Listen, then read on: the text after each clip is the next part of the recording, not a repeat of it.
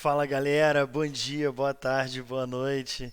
Então, dando prosseguimento à nossa parte aí de ecologia, a gente vai analisar agora a sucessão ecológica, beleza? Basicamente, o que vem a ser a sucessão ecológica? É um processo de formação ou restauração de um ecossistema ao longo do tempo. Tá? Ele vai ser iniciado por espécies que a gente chama de pioneiras, que vão colonizar ou recolonizar aquele ambiente, dependendo da condição em que ele se encontra, tá? Cujas características permitem o seu desenvolvimento em ambientes menos favoráveis. Imagina o seguinte: você tem uma região rochosa, uma região onde pega sol pra caramba durante o dia, fica quente, durante a noite fica frio. Você tem uma variação muito grande de temperatura. Beleza? Ao longo de um período de um dia. Você tem um ambiente onde não tem grande oferta de água. Você tem um ambiente onde venta muito. Essas todas podem ser condições que vão desfavorecer, tá? Vão ser desfavoráveis à colonização de vida daquele ambiente. As espécies pioneiras são espécies adaptadas à sua sobrevivência em ambientes assim. Então elas colonizam esse ambiente e vão alterando gradualmente, com o passar do tempo, esse ambiente, favorecendo alterações, desculpa, desenvolvendo alterações nesse ambiente que irá favorecer a chegada de novas espécies. Por exemplo, imagina um ambiente todo rochoso, um ambiente onde é muito quente durante o dia, muito frio durante a noite e venta muito. Você tem ali líquens, você tem ali gramas e coisas assim que vão se fixando sobre as rochas e com o intemperismo e com a ação desses seres vivos ali, começam a formar ambientes onde, por mais que exista um sol muito quente durante o dia e um ambiente muito frio durante a noite, você tem uma certa conservação de temperatura pela presença de plantas, pela presença de líquens que vão trazer um pouco de umidade para o local e a água como um excelente isolante térmico, né? Tem um elevado calor específico de vaporização, por exemplo, elevado calor específico de maneira geral, ajuda a conservar a temperatura do local. Então você vai ter uma menor variação de temperatura ao longo de um dia. Você já tem matéria orgânica ali onde era só rocha, aí começa a surgir um certo solo e assim por diante. Então essas pequenas alterações que vão existir vão favorecer a chegada de novas espécies àquele local. Beleza? Então vamos lá.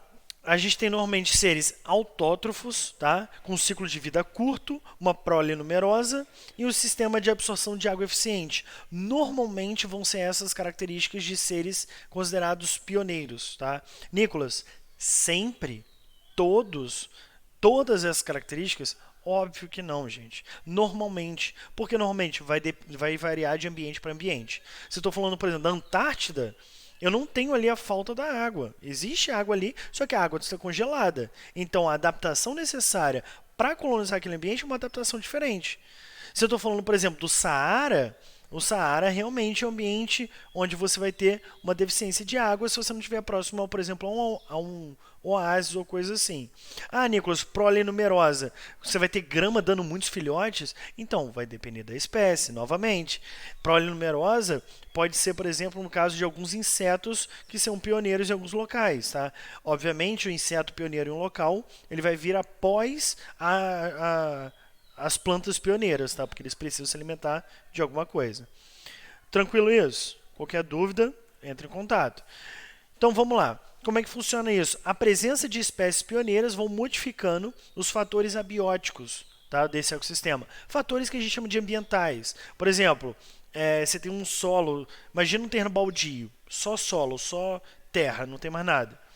Do nada você vê brotando um matinho, aí você vê brotando outro matinho, aí você vê brotando um matinho. Você passa daqui a alguns meses ali, aquele terreno baldio já virou um terreno todo cheio de mato, todo cheio de grama, todo cheio de capim. Daqui a uns outros meses que você passa, ele já tem arbustos. Daqui a alguns outros meses que você passa, já pode ter até árvore. Beleza? Isso é um processo de sucessão ecológica. Então, aquelas primeiras graminhas que chegaram ali são os organismos pioneiros que vão aos poucos modificando as condições do ambiente e favorecendo a chegada de novas espécies. É o que a gente chama de ecese. O que é ecese? É o primeiro estágio de uma sucessão ecológica. É quando espécies pioneiras colonizam um determinado ambiente e vão gradualmente modificando as características ambientais, as características abióticas desse local, favorecendo a chegada de novas espécies. Beleza? Então você tem o solo aqui sem vegetação e você tem aqui plantas pioneiras, tá? Que colonizaram esse solo sem vegetação. Num segundo momento, que na verdade não vai ser só o segundo momento, mas você vai ter uma sucessão de momentos aí, eu chamo de séries. O que são as séries? São as modificações sucessivas nessa comunidade biológica, influenciando nos fatores abióticos desse ecossistema, que são resultantes da variação da fitofisionomia do local, por exemplo. Fitofisionomia seria o aspecto da vegetação. Imagina o seguinte, você vai numa mata atlântica, você olha para a vegetação, ela tem uma cara, digamos assim, ela tem um aspecto. Se você for na Caatinga, a vegetação vai ter uma cara ou um aspecto diferente da Mata Atlântica. Por exemplo, você consegue diferenciar alguns biomas de acordo com o aspecto da vegetação. Você olha para o cerrado, você olha para a savana, você olha para o pampa, você olha para o Pantanal, você olha para a Amazônia, você vê aspectos, caras diferentes dessa vegetação. Então, as séries são os sucessivos processos de modificação que você encontra ali, resultando nas variações fitofisionômicas. Então, uma hora você tem graminha, depois você já tem alguns arbustos juntos às gramas, que é justamente isso que está mostrando aqui. Depois você tem uma vegetação mais arbustiva do que grama, até um ponto onde você vai ter mais árvores e arbustos, e um ponto onde você tem mais árvores e quase nada de arbusto, tá? Obviamente, essa sucessão ecológica ela é particular, ela é específica de cada ambiente, de cada ecossistema, de cada bioma. Você nunca vai esperar encontrar, por exemplo, num deserto, árvores tipo da Amazônia. Porque uma coisa é característica a um bioma, outra coisa é característica a outro bioma. Tá? Você nunca vai esperar encontrar, por exemplo, na Caatinga, uma castanheira, que é uma árvore lá da floresta amazônica. Você nunca vai esperar encontrar, sei lá, na Mata Atlântica, aquelas árvores retorcidas que a gente encontra na Caatinga. Beleza? São coisas diferentes aí. Então, cada sucessão ecológica é característica para determinado bioma, ecossistema, para aquele determinado ambiente. Beleza? Então, como é que seriam as séries? São sucessivas modificações dessas comunidades biológicas que a gente vai enxergar em um mesmo local. Tá? Então, se você fizer tipo um time-lapse, você tirando foto diariamente de um terreno baldio, isso daí ao longo de um ano, ao longo de 2 anos, sem que ninguém mexa naquele terreno baldio, tá? Pode ser o quintal da sua casa. Imagina o quintal da sua casa, caso você tenha aí um quintal todo gramadinho. Você foi lá e capinou, tirou toda a grama. Você tem solo, você tem chão, mais nada, sem nenhuma grama. Aí da janela da sua casa ou da varanda você vai lá todo dia e tira uma foto, todo dia tira uma foto, todo dia tira uma foto. Ao longo de um ano, ao longo de 2 anos, você vai ter um processo de time-lapse de sucessão ecológica. Você vai vendo as comunidades biológicas se alterando com o passar do tempo. Isso é conhecido como sucessão ecológica. O período de início da colonização ali, por espécies pioneiras, eu chamo de ecese. O período final, eu chamo de clímax, que é o próximo slide que a gente vai ver. O período entre ecese e clímax são as séries. Beleza? Então aqui ó, você tem uma vegetação de gramínea e pequenos arbustos, e aqui a vegetação é predominante de arbustos.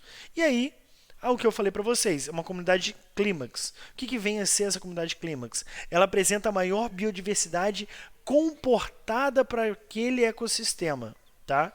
Então, olha só, apresenta a maior biodiversidade, a máxima biomassa suportada pelo ecossistema e a homeostase daquele ecossistema. O que seria a homeostase? É a capacidade de se manter estável apesar das variações ambientais. Como assim? Pensa na floresta amazônica. Ela é uma floresta clímax, ou seja, ela sustenta a maior biomassa possível que ela tem capacidade de sustentar, e ela apresenta a maior biodiversidade possível que ela é capaz de apresentar. Apesar de existirem variações de temperatura, variações de chuva, variações de ventos, variações de luminosidade, independente das variações normais que vão existir no dia a dia, essa floresta se mantém com a maior biomassa possível que ela é capaz de suportar e com a maior biodiversidade possível que ela é capaz de manter. Beleza? Homeostase é a que a gente chama de equilíbrio dinâmico. Como assim equilíbrio dinâmico? Eu tenho uma biomassa X. Caiu uma árvore e entrou em decomposição. Essa biomassa diminuiu. Só que aí já nasceram 2 árvores, 3, 4, 5 no lugar daquela que caiu. Essa biomassa dessas várias árvores que estão nascendo vão, em algum tempo, como é que eu vou dizer, compensar, digamos assim, a biomassa da árvore que foi degradada. Então você teve uma pequena variação, mas que ela variou, essa variação ela está variando dentro de um equilíbrio, dentro de uma média. Beleza? Então essa homeostase seria esse equilíbrio dinâmico. Existem variações? Existem. Mas essas variações vão variar pouco, digamos assim. Beleza? E isso tende a se manter em equilíbrio.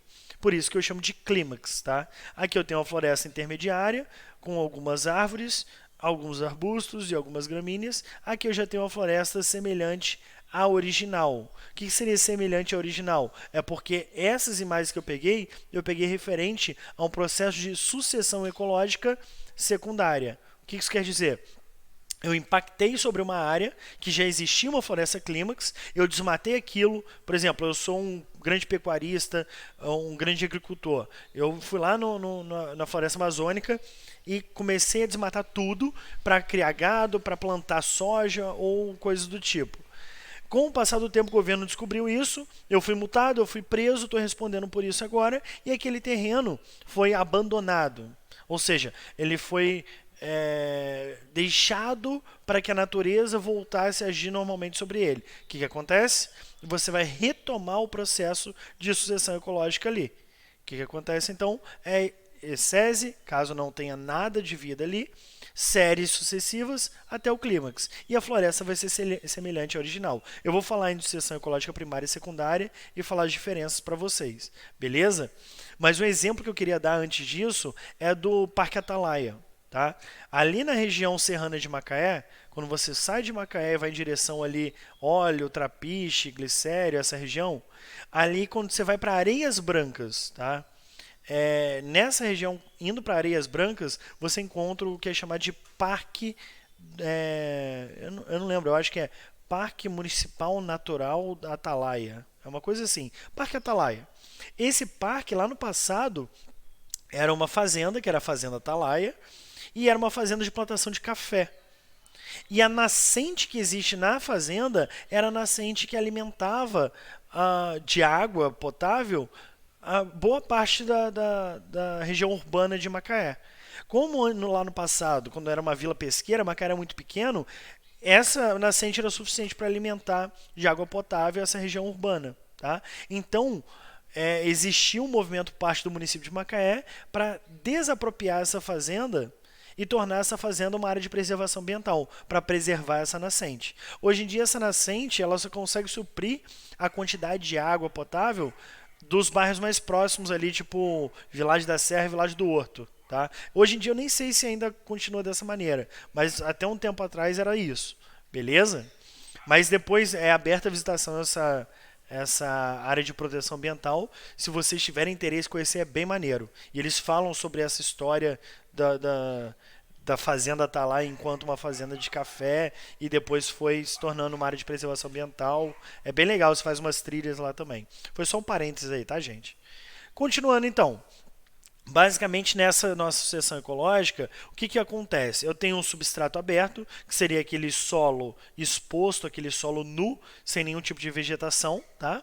Você tem organismos que vão se estabelecer ali, ou seja, organismos pioneiros, tá? E vão começar a alterar as características daquele ambiente. Perdão. Aí você tem a chegada de novos organismos que vão se estabelecer ali. porque os primeiros organismos já geraram alterações naquele ambiente, favorecendo o estabelecimento de novos organismos naquele ambiente agora, beleza? Mas a cada novo organismo que chega, a cada nova população de organismo que chega, vai alterando tanto a comunidade biológica como os fatores daquele ambiente. Até um ponto em que não existe mais uma alteração de fatores ambientais, de fatores abióticos ou de fatores bióticos. Ou seja, eu não consigo perceber uma alteração significante dos organismos que ali vivem ou dos fatores ambientais que ali estão. Eu não consigo perceber variações significativas de espécies de organismos dali daquele local ou de temperatura, umidade, vento, solo, qualquer coisa do tipo. Se eu não consigo perceber variações significativas, eu digo que aquilo ali entrou em instabilidade. Tanto a estabilidade da comunidade biológica, como também a estabilidade das condições do meio. Então, esse ambiente entrou em clímax, tá? Já é um ambiente clímax. Então, repara como é que ocorre ao longo do tempo. No início que o substrato é aberto, você tem uma elevada variabilidade nas condições ambientais. Ou seja, nos fatores abióticos, no início da ecese, eles são completamente, digamos, as condições são completamente variáveis, tá? Já a complexidade estrutural e funcional do ecossistema é baixíssima. O que isso quer dizer? Você tem pouca biodiversidade, você tem pouca biomassa, você tem pouca atividade biológica ali, beleza?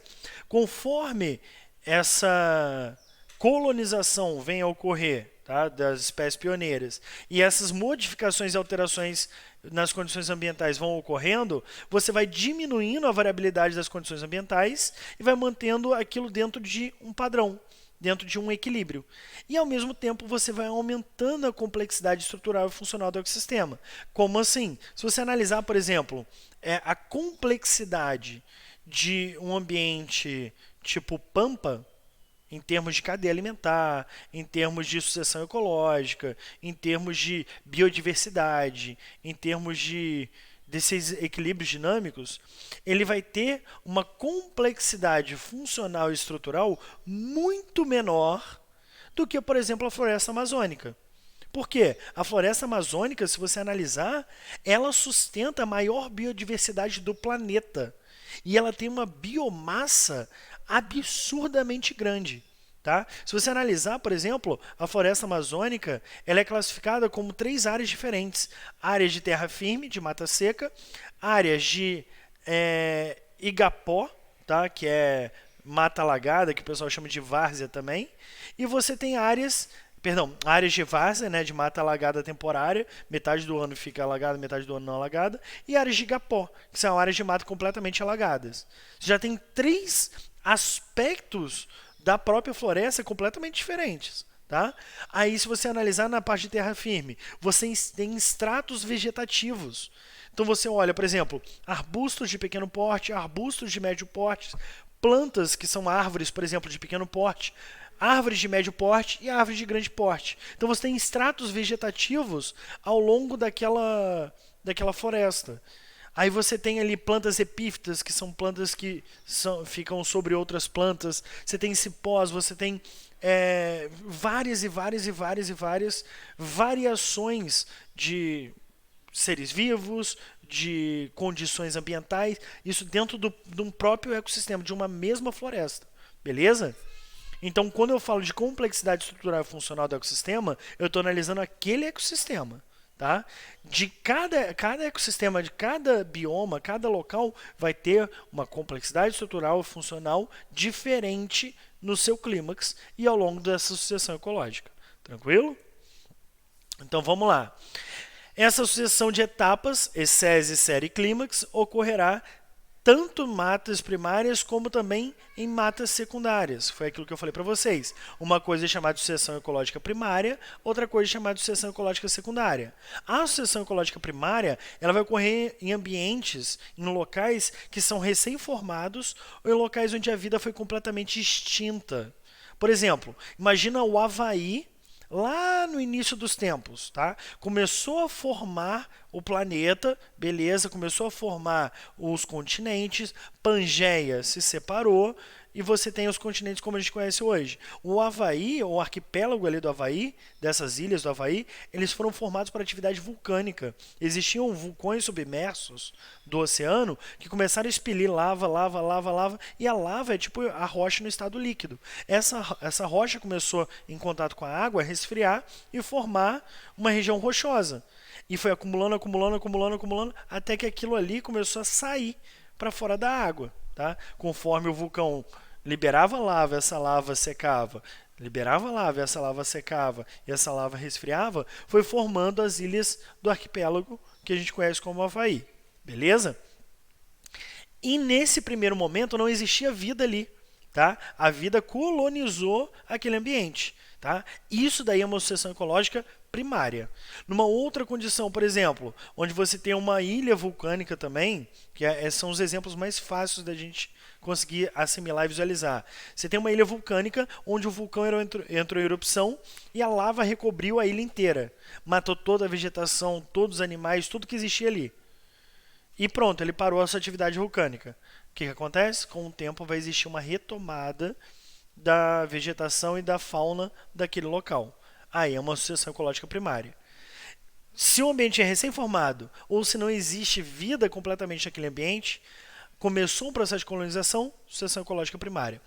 Já a sucessão ecológica secundária vai ocorrer em locais que um dia já existiu alguma comunidade biológica, que normalmente essa comunidade biológica estava em clímax, e por qualquer ação sobre essa comunidade biológica, que existiu tipo quase que uma completa extinção, beleza? Não foi uma completa extinção, mas quase completa extinção. Igual eu dei o exemplo, você tinha a floresta amazônica, eu fui lá, serrei todas as árvores, tirei tudo ali, deixei ali um campo aberto onde eu estou criando soja. Existe vida ali, existe a soja ali, tá? Eu não extingui por completo a vida naquele local. Mas aí depois eu fui preso, eu fui multado, não sei o quê, e estou respondendo pelas minhas ações. Aquela plantação de soja agora foi abandonada, vai dar continuidade a um processo de sucessão ecológica. Só que como já existe vida ali, aquilo ali é uma sucessão ecológica secundária. Beleza? Como os exemplos aí, florestas desmatadas para agricultura ou pecuária, queimadas em florestas, beleza? Qualquer desse tipo de coisa são sucessões ecológicas secundárias. Aí a gente tem uma questãozinha para a gente entender mais ou menos como é que isso funciona. Analise a figura. A figura mostra o processo de ocupação do solo em uma área dos Pampas Gaúchos. Essa linha representa para a gente o solo. Então aqui eu tenho um solo nu, sem nenhuma cobertura vegetal. Essas estruturas aqui representam os líquens, tá? Que formam parte da comunidade, das espécies pioneiras, tá? E aqui essas estruturas são os capins, tá? Aqui ele mostra para a gente a variação de tempo, ou seja, no primeiro momento estava assim, segundo momento, terceiro momento, quarto momento. Então, o solo nu, solo quase que nu com alguns líquens, solo com alguns líquens e alguns capins, e aqui o solo praticamente todo recoberto com capins. Beleza? Então, vamos lá. Considerando a sucessão ecológica, é correto afirmar que, letra A, na fase 2 temos a sucessão secundária, uma vez que na 1 teve início a sucessão primária. Letra B, ocorre maior competição na fase 3 que na 4, uma vez que capins e líquens habitam a mesma área. Letra C, após as fases representadas, ocorrerá um estágio seguinte com arbustos de pequeno porte e depois o clímax, com árvores. Letra D, depois do estabelecido na fase 4, surgirão os primeiros animais, dando início à sucessão zoológica. E letra E, a comunidade atinge o clímax na fase 4, situação em que a diversidade de organismos e a biomassa tende a se manter constante. Galera, isso daí, se vocês quiserem dar uma pausa aí para tentar fazer sozinho, antes de eu dar a resposta, tá? Mas isso daí é quase que uma pegadinha. Por quê? Isso vai depender do ambiente que você está levando em consideração. Aqui ele falou pra gente que é o quê? Pampa Gaúcho. Pampa Gaúcho, você não vai ter arbustos de pequeno porte e depois árvores, tá? Tem uma região dos pampas que a gente separou como um bioma à parte, um bioma novo, que a gente chama de Mata dos Pinhais, que são as florestas de araucária, tá? Então você tem a região dos campos ou pradarias, né? Que são repletos de gramíneas, e a região das árvores. Não tem os dois juntos, beleza? Então a tendência é que todo mundo marcasse essa. É uma pegadinha. Na realidade, você tem que levar em consideração aquele ambiente. Naquele ambiente, a fase clímax é justamente a 4. A resposta correta para a gente é a letra E. Beleza? Tranquilo, gente? Então, vou fechar por aqui essa aula, tá? Para não ficar muito extensa. E vou dar prosseguimento gravando as nossas outras aulas de ecologia. Valeu? Grande abraço aí e bons estudos.